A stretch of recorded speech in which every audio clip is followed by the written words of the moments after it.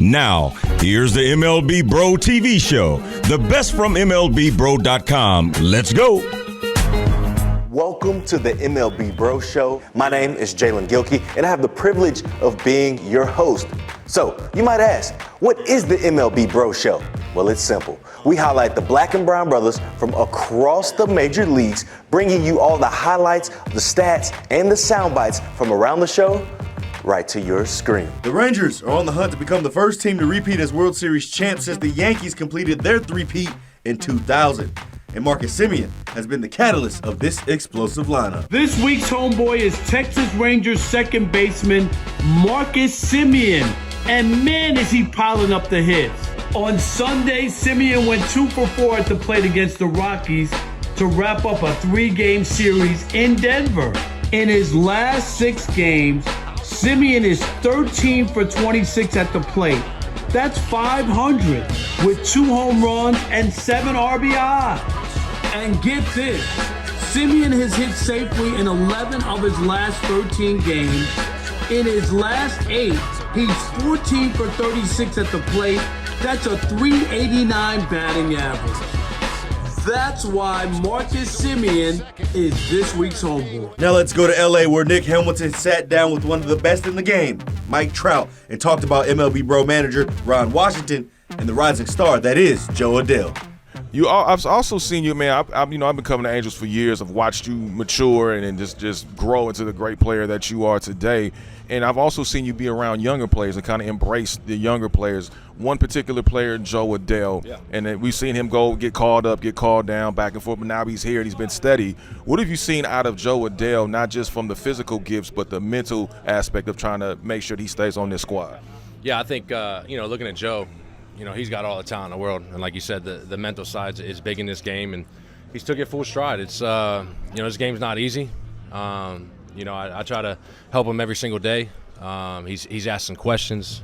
He's changed as a player tremendously. When he first came up, he was just, going crazy, going everywhere, trying to do so much. Now he's, trying to, pick my brain, pick the coach's brains, and just trying to work hard every day, work, learn, improve, and happy he's playing every day and, showing so. In Cleveland, Tristan McKenzie is much more than just a pitcher, and our Malik Wright found out how McKenzie uses his mind, not just his talent, to get guys out. 5 straight starts for you. You haven't given up more than 2 runs. Just what's been clicking for you? I think just being able to go out there and command the zone and trying to get deep in the ball games, letting the guys put the ball in play. I've given up some runs, but being able to just get the guys involved and get quick outs. All right, and then we saw you working out today, pregame, 2 days post-start. So your different routine throughout the week, what was your focus today?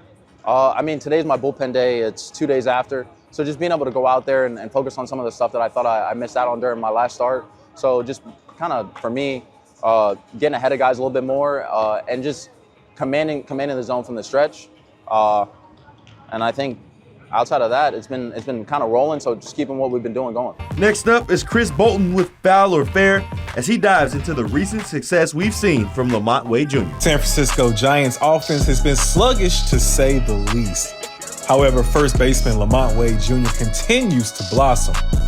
It's fair to say he has been a bright spot for the new-look Giants. Wade has had his moments all season, but in May, he has hit another gear.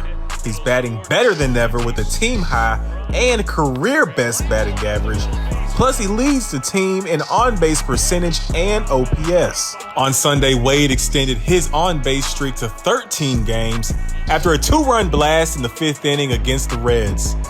The homer also extended Wade's hit streak to 8 games. Former Minnesota Twins prospect has been a problem for pitchers all May.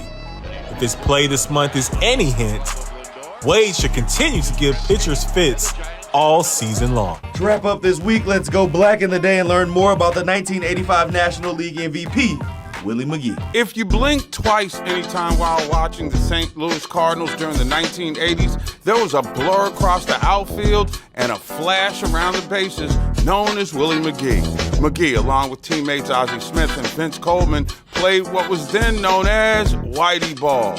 Cardinals manager Whitey Herzog took advantage of the dimensions of the St. Louis Cardinals Busch Stadium and played fundamentally sound baseball featuring pitching, defense, speedy base running instead of playing for the long ball.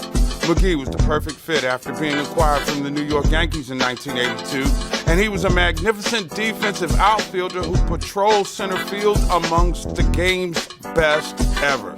He was also a terror on the base pass, helping the Cardinals win 2 World Series in 1982 and 1985, when he was also National League MVP and won the Silver Slugger Award as well.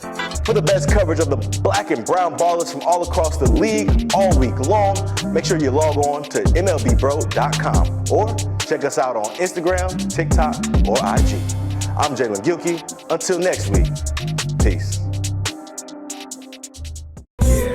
It's sponsored by MLB Bro, because you need to know.